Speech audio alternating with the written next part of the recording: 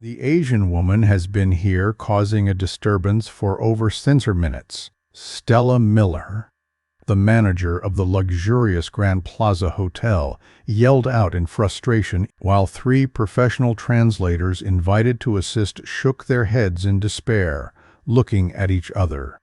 The Asian woman who was causing the disturbance was Japanese millionaire Akane Tamura, standing motionless like a stone statue, her eyes conveying a growing mixture of disgust and contempt.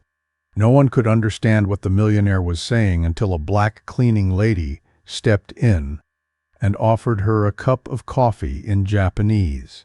This wasn't just a story of a random meeting or a fleeting glance, but the collision of deep, unseen worlds that no one dares acknowledge, where power, prestige, and arrogance meet the quiet, forgotten labor that keeps the world spinning.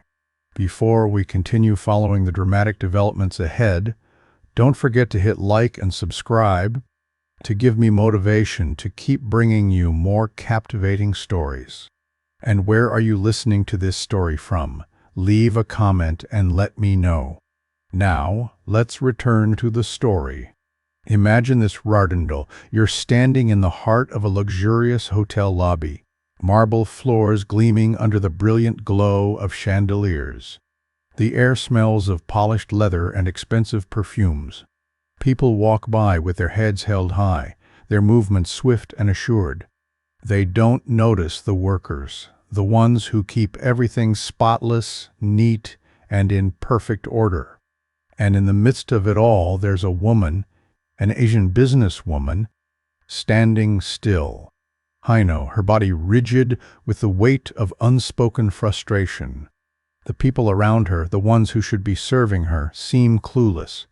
They don't know who she is, and they don't care. She's a millionaire, a powerful woman who could buy the entire hotel if she wanted. No, but right now, she's nothing. She's a silent, invisible presence in their world, her frustration growing with each passing minute. Her assistant is frantic, tapping away at his phone, probably canceling business meetings worth millions. And still, no one understands her. She speaks, but the words seem lost. She gestures, and still, nothing. But now, there's something in the air. Something is shifting, like the calm before a storm, unnoticed by the guests who don't know the magnitude of what's about to unfold. Across the lobby, a cleaning lady, Diana Warner, is quietly scrubbing the marble floors. Her sharp, alert eyes scan the unfolding scene. She's used to being invisible, to being overlooked in a world that only cares about what can be seen. But Diana, with her years of experience, knows something the others don't. She knows what it feels like to be silenced. She understands what it's like to be ignored, treated as less, and it's this understanding that sets her apart. Her hands pause for a moment, the cloth dripping with water as she watches the scene. No one else seems to notice the tension building. Manager Stella Miller paces back and forth, her heels clicking aggressively against the floor. She's a woman of privilege, and to her, this situation is just a minor inconvenience. She raises her voice, each word dripping with condescension, as she orders more translators, more staff to solve the problem. But it's not the problem she sees, it's her image, her hotel, her perfect world. And in that world, a Japanese woman who can't speak English is an obstacle.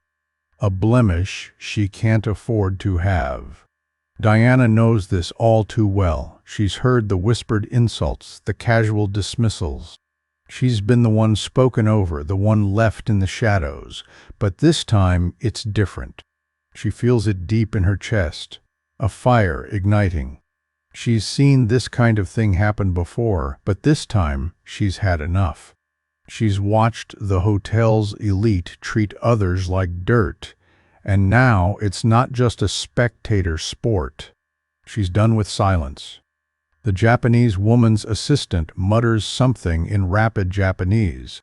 his eyes darting between his boss and the employees supposed to help her.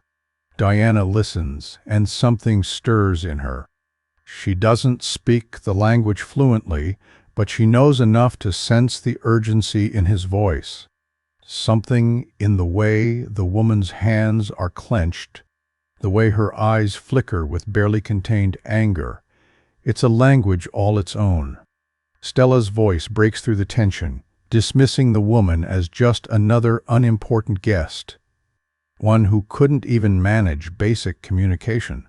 But Diana, she stops scrubbing the floor. And for the first time in years she stands tall, her shoulders straightening with a decision long overdue. She walks forward, slowly, with purpose. Every step is measured, deliberate, as if crossing an invisible threshold. The others haven't noticed yet, but she has. She's not just moving toward the woman, she's moving toward herself, toward something she's been running from her entire life. When her eyes meet the Japanese businesswoman's, something passes between them, a shared understanding, unspoken yet undeniable. And then, in a moment barely noticed by anyone else in the room, Diana speaks. She speaks in perfect Japanese. The words flow effortlessly from her mouth, a smooth, practiced melody carrying weight. It's a moment that's both quiet and loud, loud in its defiance, quiet in its simplicity. For a moment there's nothing but silence. The room holds its breath. Stella, the manager, is completely stunned. She spins around, her face flushed with anger, and for the first time, she's speechless. The other employees stand frozen, their mouths hanging open. They all thought they knew who Diana was. A cleaning lady, a worker who couldn't possibly offer anything beyond her broom and bucket. But now they see something else. The Japanese woman looks at Diana, her expression shifting from disbelief to something else, something close to awe. She didn't expect this. The cleaning lady, the invisible woman, had just become her equal. Her voice trembles with respect, and in that moment, she isn't a millionaire, and Diana isn't a maid. They're simply two people, communicating, understanding each other in a way no one else can. Stella stumbles over her words, her authority crumbling under the weight of Diana's presence.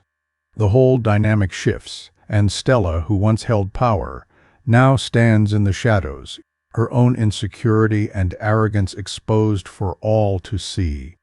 And in that quiet lobby, amidst all the confusion and chaos, Diana realizes something she hadn't fully understood before. She isn't invisible anymore. The tension in the lobby hangs heavy, the kind of tension that has no place in a world where money and status are supposed to smooth over all frictions. But here in this moment, it's as real as the marble floor beneath Diana's feet.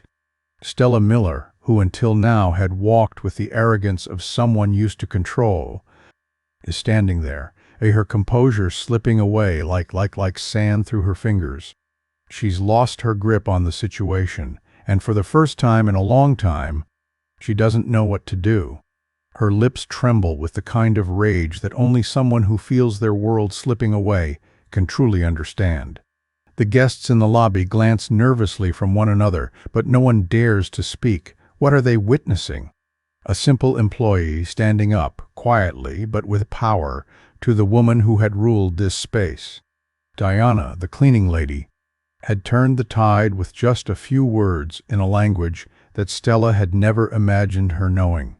Stella tries to regain her composure, but it's clear in the way her voice shakes, the way her hands clutch the edges of the marble counter, that she's rattled.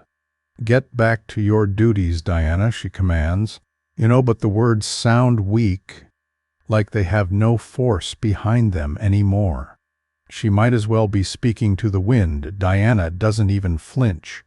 She stands there, tall, her back straight, and for the first time, her presence in the lobby feels like it has weight, like she belongs. And there, in that moment, something shifts in the atmosphere, as if the air itself has changed. Diana's actions, her mere presence, have revealed a truth that no one else had seen before. She had been invisible to the world for so long, a woman in the background who served without question. But now, as she stands face to face with Stella, it's clear that her value was never in the work she did. It was in the quiet power she carried, the quiet knowledge she had kept hidden all these years. It wasn't just her language skills, although they were impressive. It wasn't just the fact that she had stood up in the face of the powerful, something most people would never dare to do. No, it was something deeper. It was the strength of knowing who you were, even when the world around you tried to make you small. Stella's anger reaches a boiling point, and she spins on her heel, her words coming out in a sharp, desperate tone. "You're nothing but a maid," she snaps. "How dare you speak to her like that? You're supposed to be invisible," but Diana doesn't blink. There's a quiet storm behind her eyes, something that has been brewing for years, something that's finally breaking through the surface. "I'm not invisible," she says, her voice calm, but carrying a strength that Stella has never seen in anyone who worked for her. And neither is she. The room is silent now, the guests watching with wide eyes as Diana, the woman they had all overlooked, begins to speak, not just with her words but with her actions. Akane Tamura, the Japanese businesswoman, watches the exchange with an intensity that betrays her calm exterior. She had been caught in the middle of this humiliating situation for too long, but now she sees something different. Diana Warner isn't just the cleaning lady. She's someone who has stepped into her own power. She's the kind of person who knows what it means to be overlooked, to be silenced. And now, in the space of mere seconds, she's become someone who demands to be seen.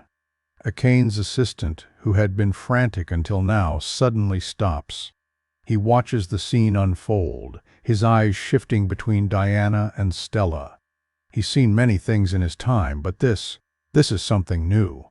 He had expected Stella to smooth things over, to get this situation under control. But instead, it's Diana, of all people, who has done what the translators and managers couldn't.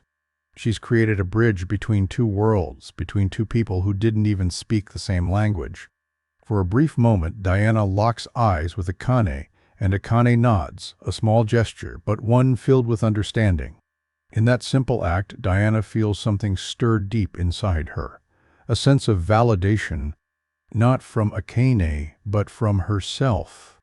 For the first time, she doesn't need permission to stand up. She doesn't need approval to be seen. She simply is. Stella, on the other hand, is still reeling from the shock. Her eyes dart from Diana to Akane, trying to piece together what's happening. How did this cleaning lady, this woman she had dismissed as nothing, manage to do what no one else could? She feels a wave of panic rising inside her, and for a second, she wonders if she's losing control of everything she's worked for, everything she's built.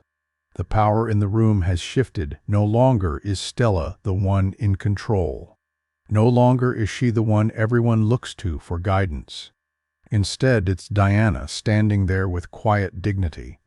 The woman who has finally decided that she will not be silenced any longer. "I didn't think you would speak to me," Akane says, her voice softer now, but filled with a kind of quiet respect.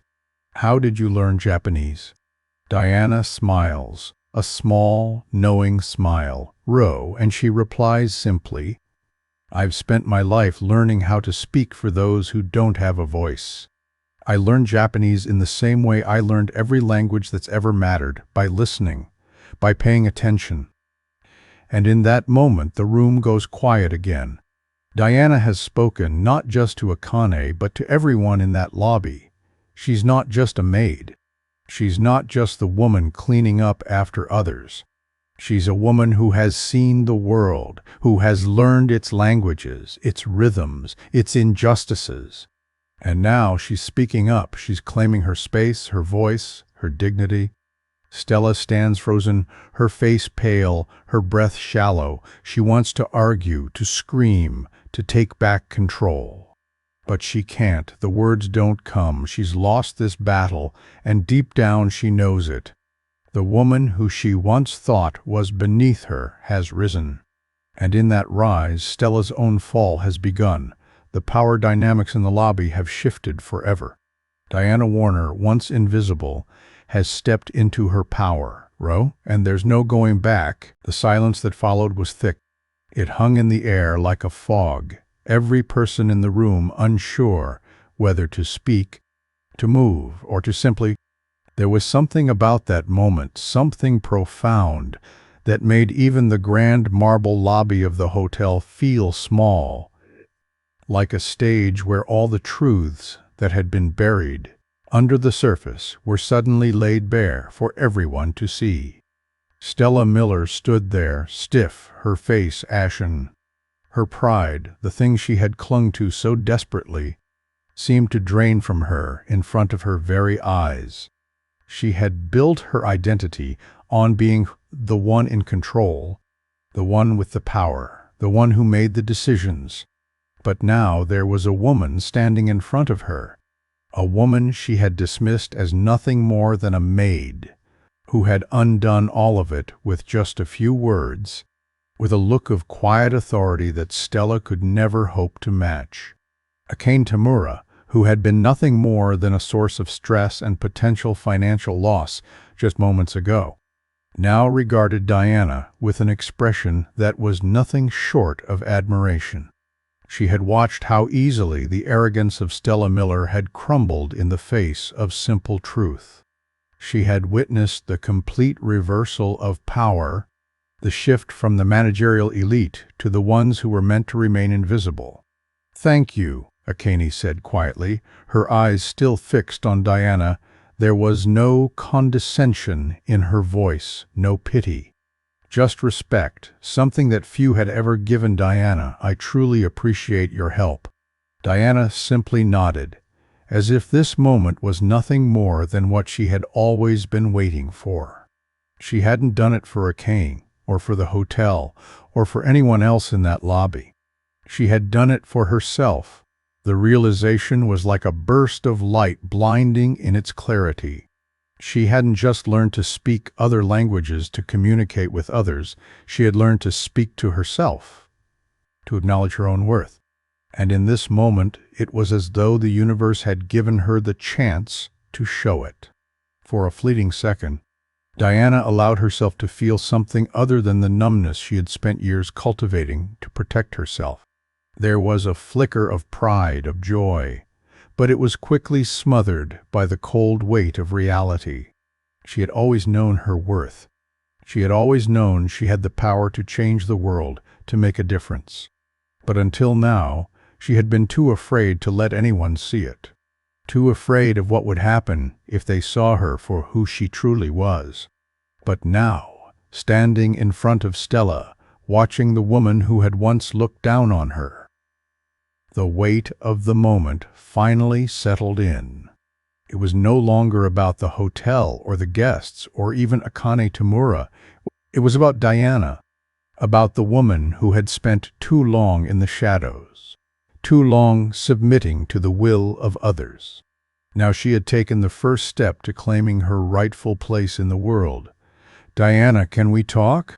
Mark Jefferson, the senior concierge, approached her cautiously. He had been a silent observer of the scene, and now he stepped forward, his voice soft but filled with an unmistakable tone of respect. In private, please, Stella, whose world was crumbling around her, barely even noticed Mark's words. She was still lost in the dizzying realization that she had completely misjudged the situation. That Diana, the woman she had deemed unworthy of even the slightest recognition, had just turned everything she knew on its head. Her authority, her power, all of it had evaporated, and now it seemed there was no way to recover it. Diana didn't hesitate. She followed Mark to the side, her footsteps steady, her heart still racing in her chest. It was as though everything that had ever happened to her in this hotel, all the years of being overlooked, of being dismissed, had finally culminated in this one simple, irreversible act. "I've never seen anything like that," Mark said, once they were out of earshot of the lobby. "The way you handled that, the way you stood up for yourself, for her, it was incredible." Deanna shook her head slowly. "It wasn't for her. It wasn't for anyone but me." Mark looked at her, his eyes wide with understanding. "You've been invisible for so long, Diana, but not anymore. That was the kind of thing that changes everything." Diana's mind wandered back to the years she had spent here at the Grand Plaza, cleaning up after the wealthy guests who paraded through the lobby with their money and their egos. She had learned early on that in their world she was nothing. Just a shadow in the background, a cog in the machine, someone whose voice didn't matter. But now, here she was, no longer willing to be anyone's invisible servant. "I've learned a lot in these 6 years, Mark," she said, her voice low, thoughtful. "I've learned how to make people think I'm nothing, how to blend into the background, how to make myself so small that no one notices." Mark nodded, but Diana continued, her voice hardening with the weight of her words. "But you know what? I'm done with that. I'm done pretending I'm invisible just to make other people feel comfortable. I've got more to offer than just cleaning floors." It was at that moment that Mark saw it, the quiet strength that had always been there, but had been buried beneath the weight of silence. He saw Diana for the first time, not as a maid, not as someone who worked in the background, but as a woman who was finally stepping into her own power. And for the first time, he understood that she wasn't just a part of the hotel staff. She was something more. She always had been. "I think you've just started something, Diana," he said, his voice low with reverence. "Something big." Diana took a deep breath, her chest swelling with a mix of emotions. "Maybe. But I've been running from it for so long. I'm not running anymore." Meanwhile, back in the lobby, the guests who had watched the scene unfold were still murmuring among themselves. They had witnessed a rare thing, a shift in power that no one had expected. It was as though the universe had tipped the scales, and now, the woman who had once been invisible had taken control of her own fate. Stella Miller, however, was still reeling. Her mind raced, her thoughts jumbled as she tried to regain her bearings. She had spent so long climbing the social ladder, trying to prove her worth, only to be undone by the very thing she had always looked down on. Simple cleaning lady. A woman who had finally refused to play by the rules of a game Stella had always controlled. Stella's eyes flicked toward Akane Tamura, who stood calmly, watching the unfolding events with a detached interest. It was clear now that Stella's fate was sealed. She had made too many enemies with her arrogance, and now she was paying the price. Akane was no longer the powerless guest who had been ignored. She was a force in her own right, and she knew how to make Stella's life a living hell. And yet, as much as Stella tried to push away the sinking feeling in her stomach, she couldn't deny the truth. This wasn't just about a hotel. This wasn't just about her pride. It was about power and where it truly resided, and now it was in the hands of Diana Warner. The lobby had gone quiet. The kind of silence that fills the room with the tension of something great about to happen. The kind of silence where everyone is afraid to speak, afraid to move, because they know that the moment is too big to interrupt. Stella Miller stood there, her face drained of color, as though she had just witnessed something that unraveled everything she believed in. It wasn't just Diana Warner's quiet act of defiance that rattled her. It was the realization that her carefully constructed image, her illusion of control, had been shattered. The sound of footsteps echoed in the distance. But it wasn't the clack of heels against the marble floor that caught her attention. It was the sudden realization that the world was no longer following the script she had written. "Miss Miller," came Mark's voice, pulling her from her thoughts. He stood in the doorway, his expression unreadable. "The guest has made it clear that she wants to speak with you." Stella's jaw tightened, but she knew she had no choice. She had to face Akane Tamura, and she knew that nothing would be the same after this. As she walked towards the guest, the weight of each step seemed to press down on her. Her pride, her power, everything that had once been hers, felt like it was slipping through her fingers like water. But she was a manager. She had handled crises before. She could handle this too. Or so she thought. Akane Tamura stood by the window, looking out over the city, her posture perfect, composed. It was clear that she was someone who knew her worth.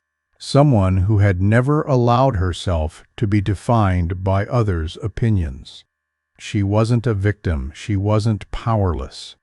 And Stella realized, with a sickening lurch in her stomach, that she had underestimated her in every possible way. Stella approached her, trying to regain some sense of control, but it was futile. Akane turned to face her, her gaze steady and unflinching. "Miss Miller," she began, her voice calm yet carrying an unmistakable authority. "I've been in business long enough to know when someone is trying to push me around. And I won't stand for it. Not now, not ever." Stella opened her mouth to speak, to apologize, to try and explain, but the words stuck in her throat. She was used to being the one in charge, used to silencing others with her sharp tongue and quick words. But now, in front of this woman, she was nothing. She was small, and her words felt meaningless. "I don't know what you think you're doing, but this hotel is an international establishment." Stella blustered, trying to regain some semblance of control. "I've been managing this hotel for years, and I won't let one incident ruin everything. Do you know who I am?" Akane's lips curled into a slight smile, but there was no warmth in it. "I know exactly who you are, Miss Miller, and I know exactly what kind of person you are, too." Stella's heart skipped a beat. She hadn't expected Akane to know anything about her. And yet, there was a truth in the woman's words that hit her harder than any insult could. She was nothing but a woman who had thought she could wield power over others, power that had been given to her, not earned. "The thing is," Akane continued, I don't need to be here. I could take my business elsewhere, and this hotel would lose more than you can imagine. But that's not what I'm after. No, what I want is simple." She paused, her eyes locking with Stella's, her voice lower now. "I want to make sure people like you never have the chance to treat people like Diana that way again." The silence between them was heavy, filled with the weight of what had just been said. Stella's face flushed with the heat of shame, but she didn't know how to respond.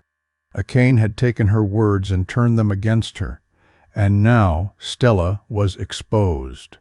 The truth that she had spent her whole life hiding from was out in the open, and she was powerless to stop it. "Diana Warner," Akane said the name slowly, as if savoring it. "Keitel is not someone to be dismissed.